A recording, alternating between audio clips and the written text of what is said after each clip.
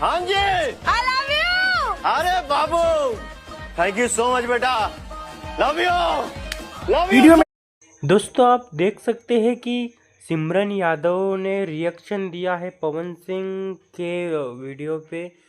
Rise and fall में पवन सिंह गए थे। पवन सिंह ने एक टास्क हुआ था पवन सिंह का और आकृति का और पवन सिंह का एक डायलॉग हो गया, वो वायरल हो रहा है। तो सिमरन यादव ने भी वो डायलॉग शॉर्ट में बनाया है और सोशल मीडिया पे वायरल हो रहा है।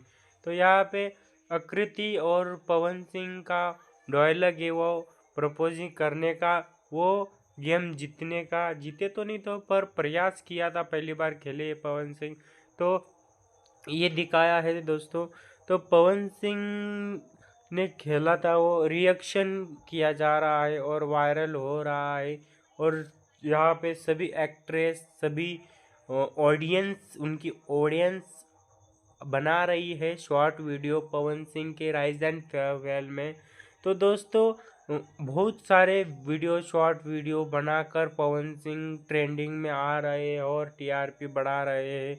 तो दोस्तों आप सभी भी बनाइए और टीआरपी बढ़ाने के लिए उत्सुक रहिए, क्योंकि इस साल इस हफ्ते, इस वीकेंड पवन सिंह को कुछ दिखाया नहीं जा रहा है। तो प्लीज़ पवन सिंह को ज़्यादा से ज़्यादा दिखाएंगे, तभी आप टीआरपी में आगे जाएंगे और